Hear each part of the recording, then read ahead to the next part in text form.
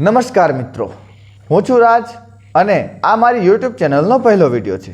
જો આપને વિડીયો પસંદ આવે તો લાઇક, શેર અને સબસ્ક્રાઈબ કરવાનું ભૂલશો નહીં.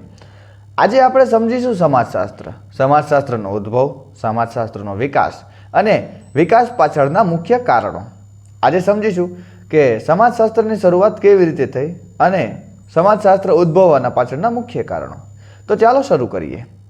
સમાજશાસ્ત્ર એટલે સમાજને વૈજ્ઞાનિક ઢબે અભ્યાસ કરવામાં આવતું શાસ્ત્ર. સમાજશાસ્ત્ર એટલે જે સમાજ છે તેને વૈજ્ઞાનિક દ્રષ્ટિકોણથી સમજવામાં આવતું શાસ્ત્ર. સમાજના રીતિ રિવાજો, ધર્મ, જ્ઞાતિ જાતિઓને સમજવામાં આવતું શાસ્ત્ર કે જ્ઞાતિ જાતિઓ અને રીતિ રિવાજો પાછળનું કારણ શું છે, તેના પાછળ ઉદ્ભવનું કારણ શું છે, શું એવા કયા તર્ક કે કયા વિચારથી કોઈ પણ ધર્મ અથવા જ્ઞાતિ જાતિનો ઉદ્ભવ થયો, એની શરૂઆત થઈ, જે પાછળ સમાજશાસ્ત્ર તેના પાછળના કારણો અને એના હેતુઓ ગોતવાનું કે હેતુઓનો અભ્યાસ કરવાનું શાસ્ત્ર છે. તો ચાલો આપણે સમજીએ કે સમાજશાસ્ત્રની શરૂઆત ક્યારથી થઈ.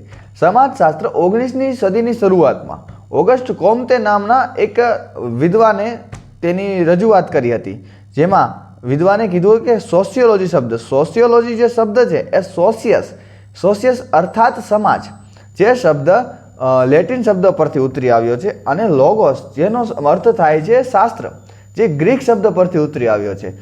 અર્થાત સોશિયસ લોગોસ શબ્દને કમ્બાઈન કરીએ એટલે મળે કે સોશિયોલોજી. સોશિયસ લોગસને કમ્બાઈન કરીને સોશિયોલોજી શબ્દ બનાવ્યો છે, જેનો અર્થ થાય છે સમાજશાસ્ત્ર, જે ઓગસ્ટ કોમ્તે 1838માં રજૂઆત કર્યો અને 1838માં ઓગસ્ટ કોમ્તે આ શબ્દને પ્રચલિત કર્યો.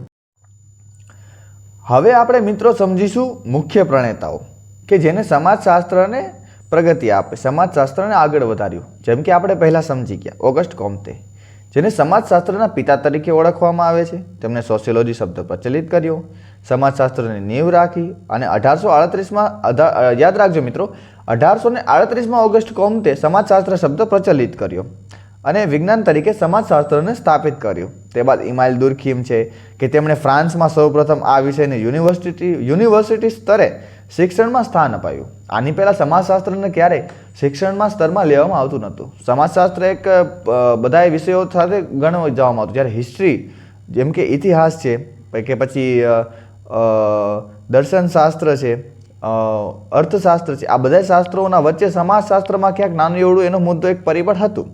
પણ સમાજશાસ્ત્ર કોઈ અલગ શાસ્ત્ર નહોતું. પણ ઇમાઇલ દુર્ખીમ તેમણે ફ્રાન્સમાં સૌપ્રથમ આ વિષયને યુનિવર્સિટી સ્તરે અલગથી નોખું એક શાસ્ત્ર તરીકે રજૂ કરવામાં આવ્યું અને ત્યાં એને ભણાવવામાં આવ્યું અને સ્વતંત્ર શિસ્ત તરીકે સ્થાપિત કર્યું. તે બાદ મિત્રો કાર્લ માર્ક્સ અને મેક્સ વેબર.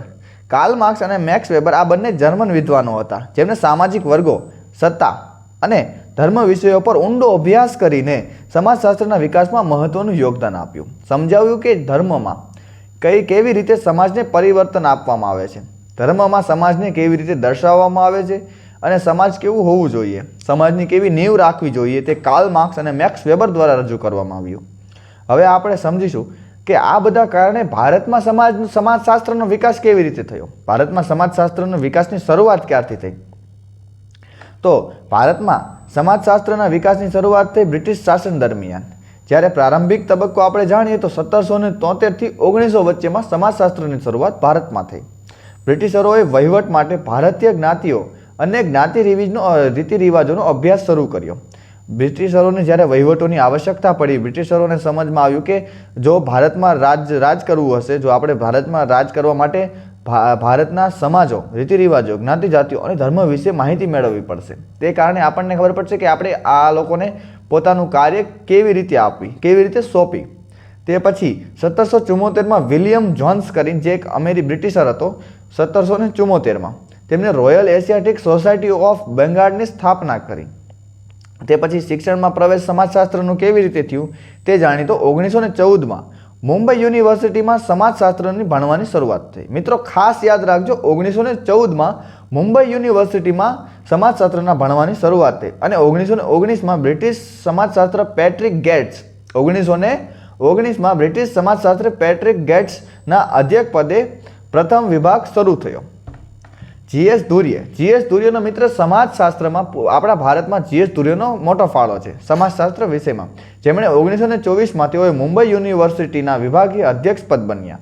તેમણે ભારતીય જ્ઞાતિ પ્રથા અને સંસ્કૃતિ પર વિસ્તૃત સંશોધન કર્યું, જેના કારણે તેમને ભારતીય સમાજશાસ્ત્રના પિતા તરીકે ઓળખવામાં આવે છે. જો કોઈ પણ સવાલ પૂછે કે ભારતીય સમાજશાસ્ત્રીના પિતા તરીકે કોણે ઓળખવામાં આવે છે, તો મિત્રો યાદ રાખજો GS ધુરીએ.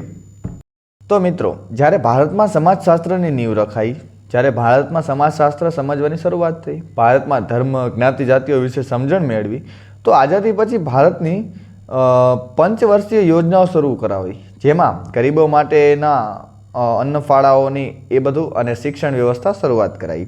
સામાજિક પરિવર્તનો સમજવા માટે વડોદરામાં MS યુનિવર્સિટી 1951માં સહિત ઘણી યુનિવર્સિટીઓમાં સમાજશાસ્ત્રના વિભાગો સ્થપાયા, અને જે કારણે આજે ભારતમાં સમાજશાસ્ત્ર બહુ વિસ્તૃત બન્યો છે. આભાર, થેન્ક યુ, ધન્યવાદ. જો તમને મારો વિડીયો પસંદ આવે તો લાઇક, શેર અને સબસ્ક્રાઈબ કરવાનું ભૂલશો નહીં. કોઈ પણ પ્રશ્ન હોય મિત્રો તો કમેન્ટ બોક્સમાં પૂછી લેજો. ધન્યવાદ, થેન્ક યુ, આભાર.